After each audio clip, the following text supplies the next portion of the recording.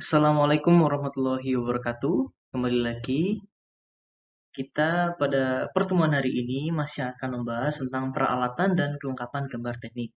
Melanjutkan materi yang kemarin sudah kita bahas. Pada pertemuan yang kedua ini, pertama kita akan membahas tentang kertas gambar. Kertas gambar adalah kertas yang biasa digunakan untuk membuat gambar teknik. Biasanya berwarna putih dan permukaannya tidak kasar. Kenapa? Sebab apabila kertas gambar kasar, maka akan sulit untuk menarik garis lurus ketika kita menggambar menggunakan tinta. Jenis kertas gambar terdiri atas 3.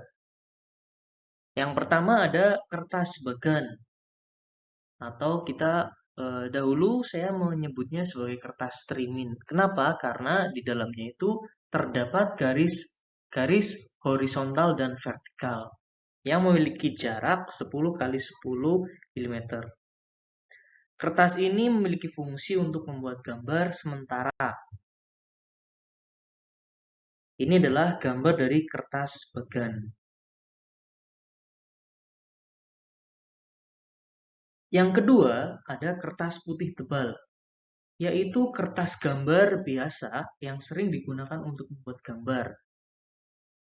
Kalau kalian punya buku gambar, entah itu ukuran A3 atau A4, nah, itu ada di dalamnya itu terdapat kertas putih tebal. Itu adalah kertas gambar yang sering kita gunakan untuk membuat gambar.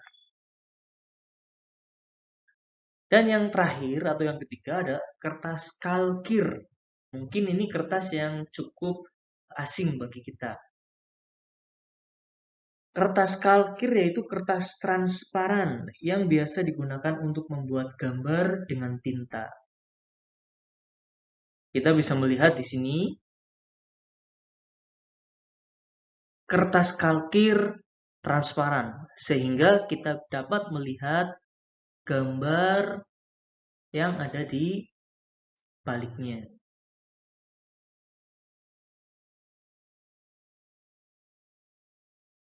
Kemudian di sini ada sebuah tabel yang memberi informasi kepada kita tentang ukuran kertas gambar dengan kode A. Yang terbesar ada A0 sampai ke bawah. Kita bisa lihat pada tabel ukuran lebar dan panjang. Kalau kita perhatikan di sini ada angka-angka yang sama. Ya. Lebar A0 menjadi panjang pada A1. Lebar A1 menjadi panjang pada A2. Lebar A2 menjadi panjang pada A3, dan seterusnya. Dan ini tabel ketika kita akan membuat garis tepi.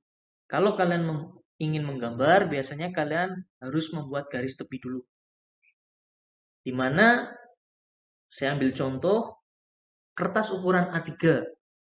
Ketika kalian akan membuat gambar pada media kertas A3, maka sisi kirinya kalian ambil jarak dari tepi kertas itu 20 mm atau 2 cm. Kemudian sisi yang lainnya, sisi kanan, atas, dan bawah, kalian ambil jarak 10 mm atau 1 cm. Kemudian barulah kalian buat garis tepi.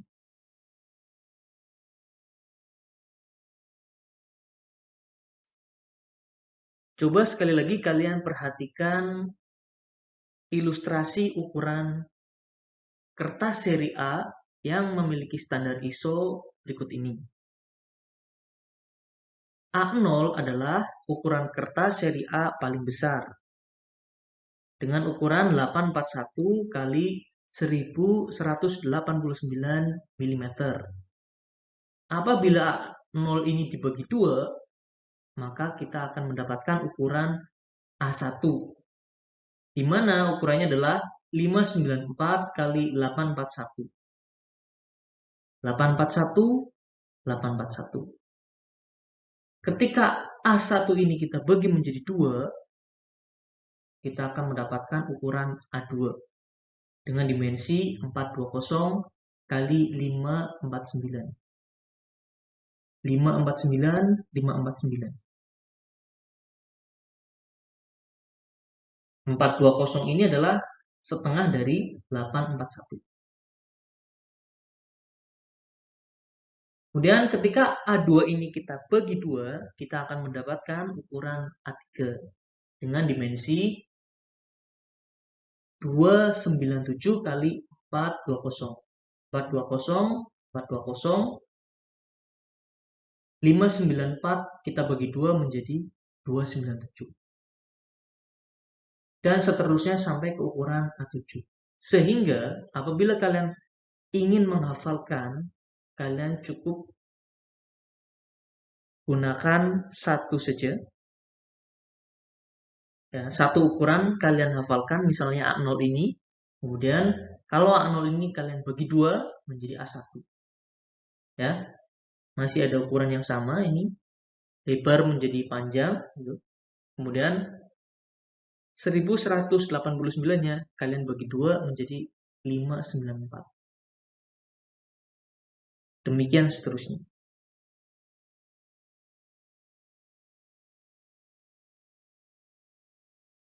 Peralatan yang ketiga adalah penggaris.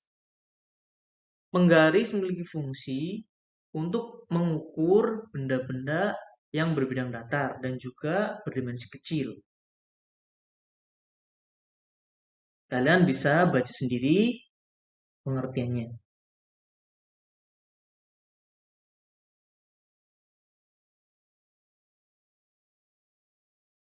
Penggaris yang ada di bidang teknik itu ada berbagai macam.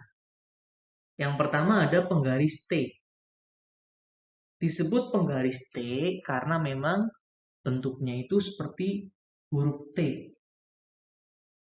Penggaris ini umumnya dipakai untuk menarik garis yang mendatar. Cara penggunaannya pun juga sangat mudah.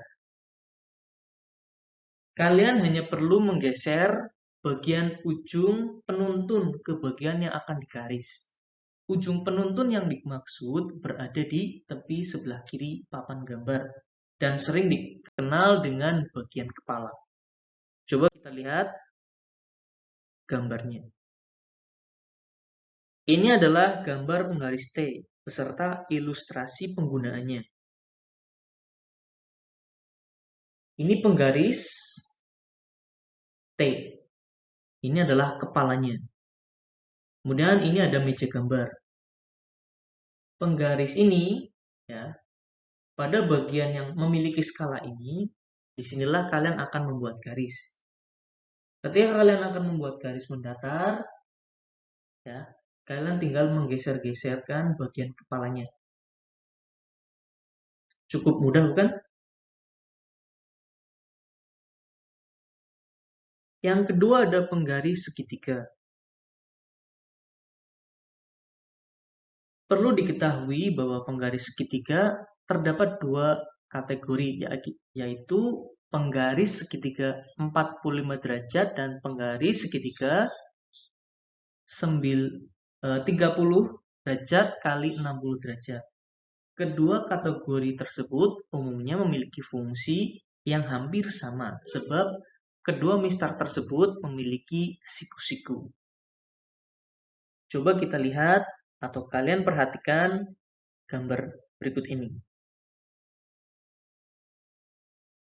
Ini adalah gambar penggaris segitiga. Jika kalian pergi ke toko alat tulis dan membeli penggaris segitiga, kalian akan mendapatkan satu pasang, di mana ini penggaris 45 derajat, ini 45 derajat, 45 derajat, 90 derajat, dan penggaris segitiga 30 derajat, ini sisinya sudutnya 30, ini 60 derajat, dan ini sama siku-siku, yaitu 90 derajat. Sehingga ketika kalian akan membuat garis dengan kemiringan 30 derajat misalnya, maka kalian bisa gunakan sudut ini. Kalau kalian akan membuat kemiringan garis 45 derajat, kalian bisa gunakan titik ini, sudut ini. Tahu ya? Penggunaan penggaris segitiga ini sangat banyak.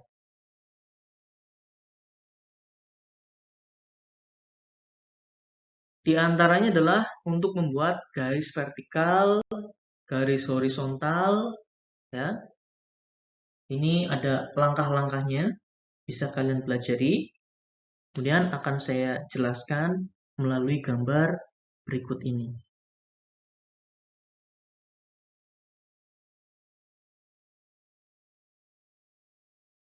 Ketika kalian akan membuat garis vertikal, misalnya, satu penggaris segitiga kalian gunakan sebagai landasan.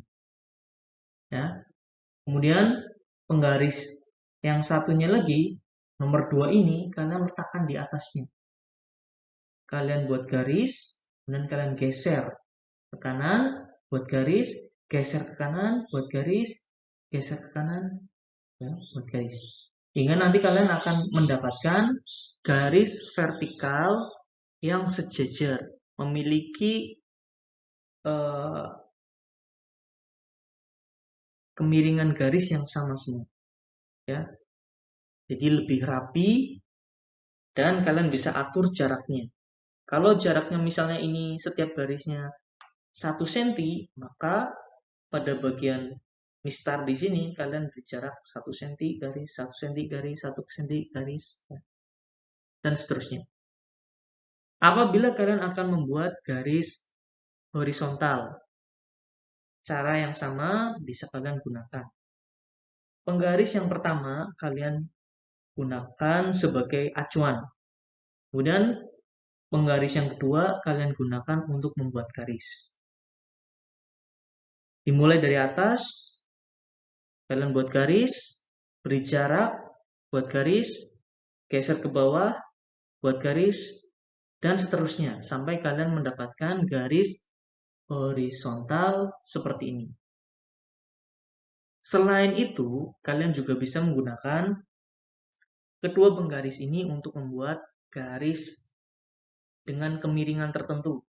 Misalnya ini. Ya, kalian tinggal menggunakannya dengan cara yang sama, ya, satu penggaris sebagai acuannya dan penggaris yang lain itu kalian gunakan untuk membuat garis. Ya, jadi yang di bawah ini sebagai acuan, yang di atas yang akan kalian gunakan untuk membuat garisnya. Buat garis, geser, buat garis, geser, buat garis, geser, maka dia akan memiliki kemiringan yang sama. Ini penting sekali ketika kalian nanti akan membuat garis arsiran. Ya, di mana garis arsiran itu harus memiliki kemiringan yang sama semua dan jarak yang sama semuanya. Kalau kalian hanya menggunakan satu penggaris saja, walaupun kalian sudah berhati-hati, pasti akan ada kemiringan garis yang berbeda. Mungkin tangan kalian bergeser 1 derajat, ya, maka itu akan merubah kemiringan dari salah satu garis dan itu menjadi salah. Atau ketika jaraknya itu ada yang renggang, ya, jarak satu garis dan yang lainnya itu tidak sama. Nah, itu juga akan menjadikan gambar kalian itu menjadi salah. Bisa dipahami? Berikutnya, peralatan gambar yang akan kita bahas adalah mal gambar. Mal gambar ini banyak sekali jenis-jenisnya. Ada berbentuk lingkaran, elip, segi 6, garis, ya, mal huruf dan angka juga ada.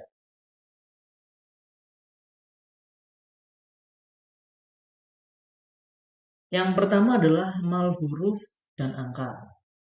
Kalian bisa baca sendiri definisinya.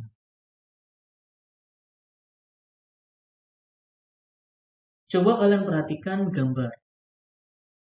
Di sini ada sebuah penggaris dengan mal, huruf, dan angka. Ini bisa kalian gunakan untuk memudahkan kalian dalam menulis huruf dan angka pada atau di dalam gambar. Sehingga lebih cepat, lebih rapi, dan lebih baik tentunya. Kemudian ada mal lengkung. Ya. Mal lengkung ini berfungsi untuk melukiskan garis-garis lengkung istimewa yang tidak bisa dilukiskan oleh jangka dan alat lainnya. Seperti garis lengkung diagram, grafik, dan sebagainya. Mungkin kalian bisa membuat garis lengkung menggunakan tangan tanpa mal. Tapi tentu saja itu tidak akan serapi dan konsisten ketika kalian menggunakan mal.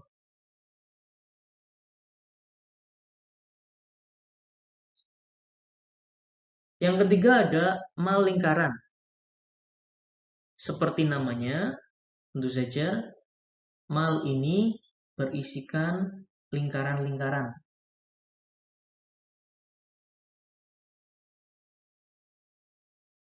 Coba kita lihat gambarnya. Ya, lingkaran di sini memiliki diameter dari yang paling kecil 1 mm, mungkin kecil sekali, sampai dengan 36 mm. Ini memudahkan kalian ketika akan membuat lingkaran di dalam gambar. Ya, terlebih lagi ketika lingkarannya itu kecil. Kalau kalian menggunakan jangka, itu mungkin memudahkan kalian ketika membuat lingkaran yang besar. Tapi kalau lingkarannya kecil, itu kalian sangat butuh mal lingkaran ini.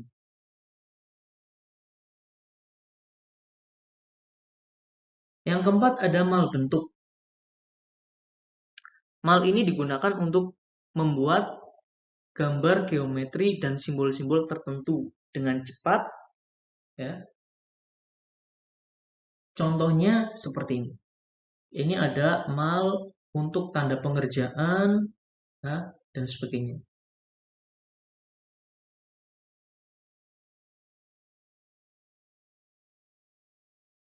Yang kelima ada mal elips. Seperti mal lingkaran, mal ini berisi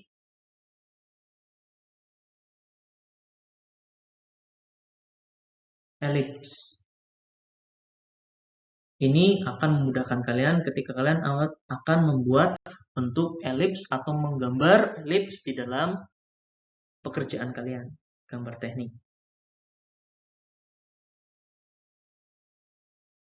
Yang kelima ada jangka.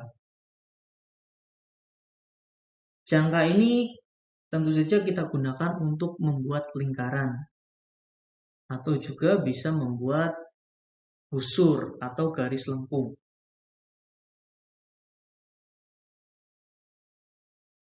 Definisinya bisa kalian baca sendiri.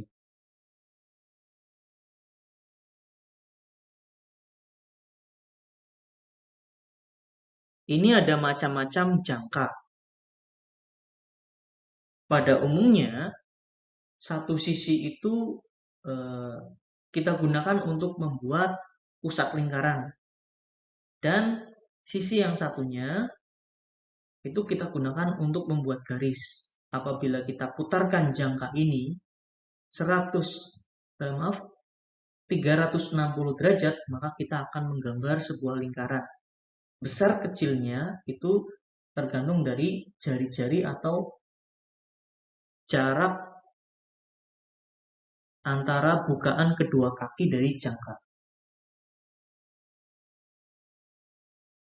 Kalau kalian hanya memutarnya beberapa derajat, misalnya hanya 180 derajat saja, maka tentu saja kita hanya akan membuat garis lengkung atau kita sebut sebagai busur.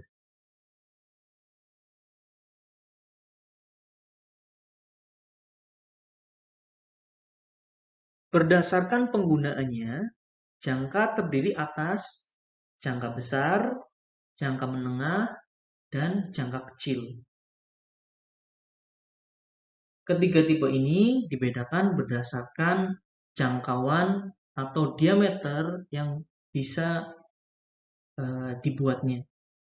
Misalnya jangka kecil digunakan untuk menggambar lingkaran dengan diameter 5-30 mm.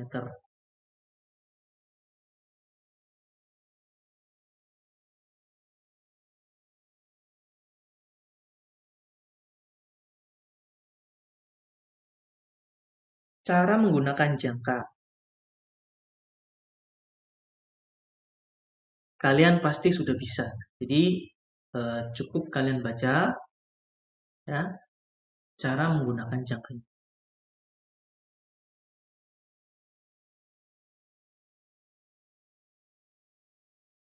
Yang terakhir adalah penghapus. Penghapus kita gunakan untuk memperbaiki kesalahan ketika kita menggambar. Dengan catatan, alat yang kita gunakan untuk menggambar yaitu pensil. Ya, demikian tadi pertemuan kita pada kesempatan kali ini. Silakan kalian catat atau rangkum di buku catatan. Kemudian apabila ada pertanyaan, kalian bisa menuliskannya pada kolom komentar. Tetap patuhi protokol kesehatan dengan menggunakan masker, menjauhi kerumunan, dan menjaga jarak. Tetap semangat dalam belajar, walaupun saat ini kita masih dalam suasana pandemi. Mohon maaf apabila ada kata-kata yang salah. Saya akhiri. Wassalamualaikum warahmatullahi wabarakatuh.